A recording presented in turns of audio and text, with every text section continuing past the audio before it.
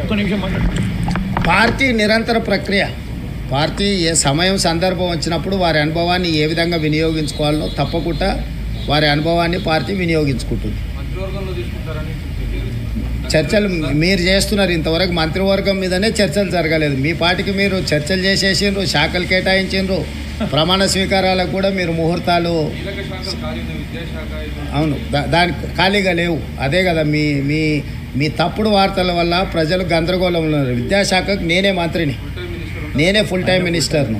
నేను పార్ట్ టైమా? నేను కేసీఆర్ నా ఫామ్ హౌస్లో వండుకొని ప్రభుత్వాన్ని నడుపుతున్నానా? నేను ఇక్కడికి వచ్చిన 4 రోజుల నుంచి ఎన్ని శాఖల మంత్రులను కలిసినా ఏ శాఖ ఖాళీ లేదు. అన్ని శాఖలకు మంత్రులు ఉన్నారు. నా దగ్గర ఉన్న శాఖలకు నేను క్రియాశీలక మంత్రికి ఏమైనా పరీక్షలు నిర్వహించకుండా వదిలేసినామా? 10th క్లాస్ ఎగ్జామ్స్ నిర్వహించలేదా? ఇంటర్మీడియట్ ఎగ్జామ్స్ నిర్వహించలేదా? ఇంజనీరింగ్ ఎగ్జామ్స్ నిర్వహించలేదా? పరీక్షల ఫలితాలు విడుదల చేయలేదా? ఎక్కడైనా గతంలో జరిగినట్టు ఏమైనా లోపాలు జరిగినాయా? నీట్ కానీ డిఎస్సి నోటిఫికేషన్ కానీ ఏ పరీక్షలు ఆంధ్రప్రదేశ్లో ఇప్పటివరకు ఎంసెట్ రిజల్టులు కూడా ఇవ్వలే. మేము ఆల్రెడీ ఫలితాలు ప్రకటించేసి భవిష్యత్ కార్యాచరణ కూడా స్పష్టంగా చెప్పినాము. ఇప్పటి వరకు మీ ద్వారా సూటిగా నేను సవాల్ విసురుతున్నా. గతంలో విద్యాశాఖ మంత్రులు చేసిన పనులు, ఈ సంవత్సరం మా విద్యాశాఖ తీసుకున్న నిర్ణయాలను పోల్చి చూడండి. క్యాలెండర్ డేట్ ప్రకారం ప్రతి అంశాన్ని చాలా స్పష్టంగా నిర్దిష్టమైన ప్రణాళికతో ముందుకెళ్తున్నాము.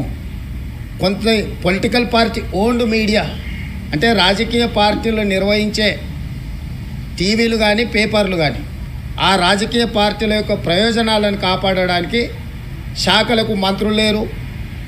కేసీఆర్ 2018 గెలిచిన తర్వాత ఆయన ఒక్కడే ముఖ్యమంత్రిగా పదవి చేపట్టి కొన్ని నెలలు మంత్రులే లేరు.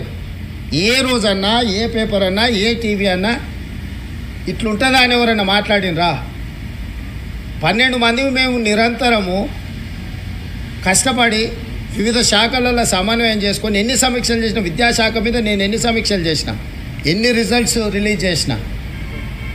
సో ఊరికే ఏదో ఒకటి అనేసి ఈ ప్రభుత్వం మీద బురద జల్లాలన్న ఆలోచన రాజకీయ పార్టీలకు సంబంధించిన మీడియా వాళ్ళు ప్రయత్నం చేస్తే తప్పులేదు. మిగతా మీడియా సంస్థలు కూడా అందులో పడి కొట్టుకుపోవడం సమంజసం కాదు. ఏ ఒక్క శాఖ ఖాళీగా లేదు. అన్ని శాఖలకు సమర్థమైన మంత్రులు ఉన్నారు.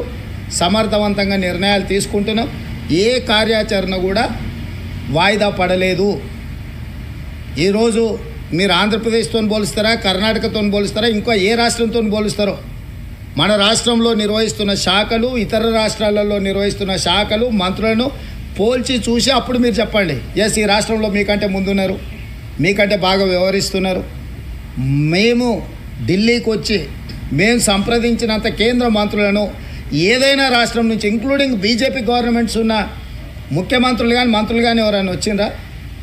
ఈరోజు కేంద్రంలో కొత్త ప్రభుత్వం ఏర్పడిన మరుక్షణం నుంచి రాష్ట్రానికి రావాల్సిన నిధులు, రాష్ట్రానికి కావాల్సిన అనుమతుల కోసము నిరంతరం ఎక్కిన మెట్టు ఎక్కకుండా ప్రతి మంత్రిని కలిసి బేసజాలకు పోకుండా ఈరోజు ప్రయత్నం చేస్తున్నాం.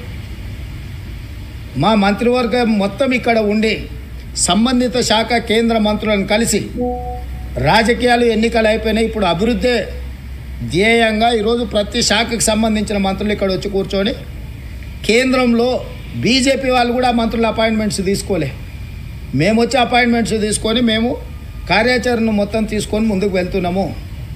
కాబట్టి ఎన్నికలు ముగిసిపోయినాయి. రాష్ట్రం యొక్క అభివృద్ధి, రాష్ట్రంలో మేము ఇచ్చిన 6 గ్యారంటీల సంక్షేమ పథకాలను అమలు చేయడమే మా ధ్యేయము. వాటిని ముందుకు తీసుకెళ్ళడానికి అందరి సహకారం తీసుకుంటాం, మీడియా మిత్రుల సహకారం కూడా తీసుకుంటాం. ఇప్పుడు 31,000 కోట్ల రూపాయలు దాదాపుగా ఏకకాలంలో రైతు రుణమాఫీ చేయడానికి మేము నిర్ణయం తీసుకున్నాము.